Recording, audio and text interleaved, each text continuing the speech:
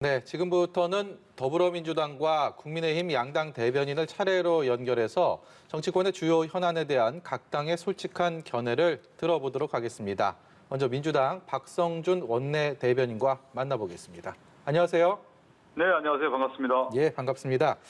저희가 조금 전까지 이제 감사원의 에너지 정책 관련 감사 수립 절차 이 부분에 대한 논의를 좀 했는데 감사원의 도가 지나치다. 뭐 이렇게 생각하고 계시는 건가요? 어떻습니까?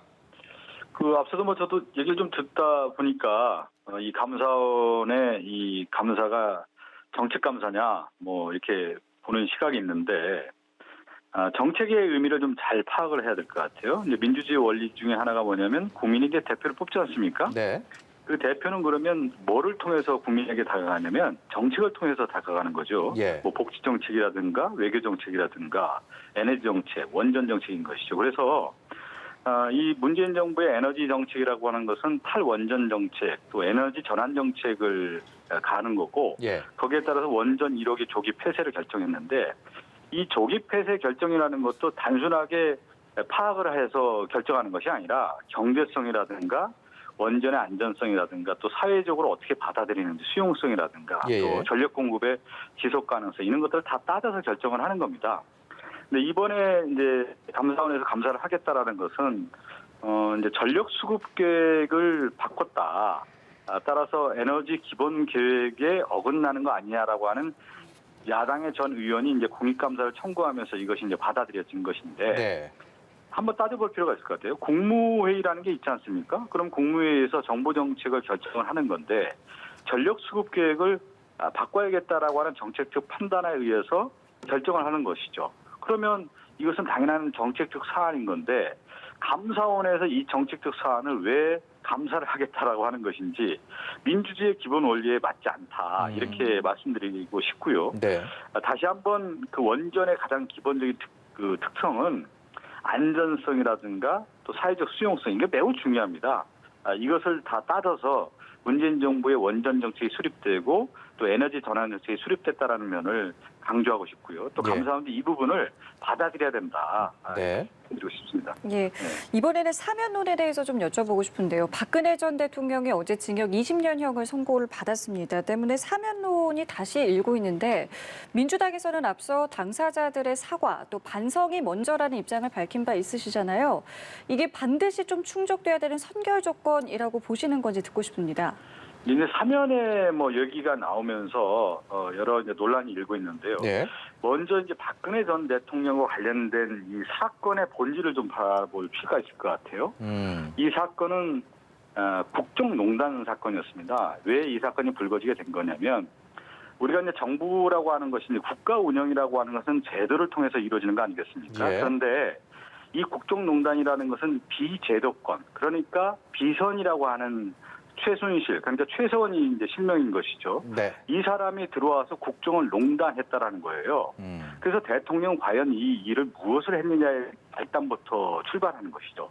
우리가 역사적으로 대통령의 리더십 얘기하고 대통령이 해야 될 덕목을 얘기를 많이 하는데 국정 운영의 청산을 그리고 미래에 대한 국가 운영을 수립하는 것이 대통령의 역할 아니겠습니까? 그런데 예. 이 역할을 하지 않고 비선 실세에게 의존했다라고 하는 것이 이 사건의 본질이었습니다. 그렇기 때문에 그 사건이 탄핵까지 간 거죠. 그러면 이제 지금 사면의 얘기가 저는 이 본질에 벗어났다고 봐요. 그러면 대통령의 역할이 무엇이고 대통령 하지 못했다라는 부분에 대해서 철저한 반성과 우리 민주주의 기본 원리를 지키지 못했다라는 거에 대한 반성이 나와야 되는 것이지 단순하게 그 대통령이었다라는 이유만으로만 사면을 해야 된다라고 하는 논리는 성립되지 않는다라는 것이죠. 예. 그런 측면에서 이 사건의 본질을 먼저 보고 접근을 해야 되는 것이지 아직까지는 사면론은 제가 보기에는 좀 이른 것이 아니냐. 예. 개인적으로도 그렇게 생각하고 있고요. 네. 또 이 논란이 워낙 크다 보니까 민주당에서 지난 최고위원회 결정에서 국민과 당원의 뜻이 매우 존중돼야 된다라는 의견을 모은 것으로 알고 있습니다. 예. 재보궐선거 짧게 좀 여쭤보고 싶은데요. 서울시장 같은 경우에 이제 야권은 물론 파열음도 좀 있지만 흥행몰이 하면서 대중들의 관심을 좀 받고 있고 반면에 민주당은 시쳇말로 지금까지는 별로 재미를 보지 못하고 있는 상황인 것 같습니다. 언론들 입장에서도 좀 균형을 맞추고 싶은데 야권 뉴스는 굉장히 많고 반면에 여권에서는 너무 좀 잠잠하다 이런 지적들 많이 하거든요. 현재 분위기 어떻습니까? 일단은 이제 분위기를 얘기하는데요. 사회의 전반적인 현상을 한번 볼 필요가 있을 것 같아요. 지금 이제 서울시장 선거도 매우 중요한데 예. 정부라든가 특히 이제 민주당 입장에서는 그러면 가장 우선순위를 해야 될 게 뭐냐. 이제 코로나 방역 문제하고 경제 민생 활성화 아니겠습니까? 예. 근데 4월 7일 보궐선거가 서울과 부산에서 실시되고 있고 그것이 이제 매우 중대한 선거인데 일단은 지금 2월 초가 이제 설이란 말이죠. 그 이전까지 상당히 중요한 과제들이 많다 보니까 예. 이 문제를 이제 선결해야 된다라는 것이 일단 지상 과제로 떠올랐고요. 특히 서울시장 선거와 관련된 인물 구도가 야당에서 먼저 나올 수밖에 없는 겁니다. 제가 지금 말씀드린 것처럼 네. 민생 문제를 해결해야 될 때에 치중하다 보니까 실제 이 부분에 대해서는 좀 더 어떻게 보면 선거 구도 후보가 민주당 입장에서 좀 늦게 나올 가능성이 크다는 말씀드리고요. 예.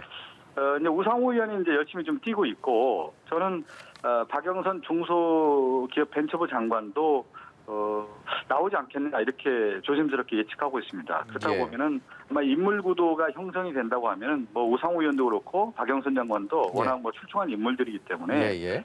야당과의 어떤 대립 전선이 형성됐을 때는 상당히 경쟁력 있는 후보로 나올 수 있고 또 흥행몰이도 될 수 있다고 봅니다. 예. 자, 그리고 저희가 짧게 이익공유제와 관련한 질문도 좀 드리도록 하겠습니다. 네네네. 일단은 뭐 당내 TF를 꾸리면서 뭐 관철 의지를 밝히고는 있습니다만은 뭐 당 안팎으로 여러 가지 논란이 있는 걸로 알고 있습니다. 개인적인 의견을 좀 듣고 싶은데요. 이거는 이렇게 바라볼 필요가 있을 것 같아요. 그 전 세계적 현상, 전 국내에 이제 미치는 파장이 코로나인데요. 이 코로나가 단순한 전염병이 아니라 코로나를 위한 경제적인 불평등 구조, 양극화 구조가 매우 심각하게 전개가 됐다라는 것이죠. 그것이 올해까지도 이제 이어질 가능성이 크기 때문에 그러면 국정을 운영하는 책임자로서는 이 사회적 양극화, 불평등 문제를 해결해야 되는데 어떻게 해결하겠느냐.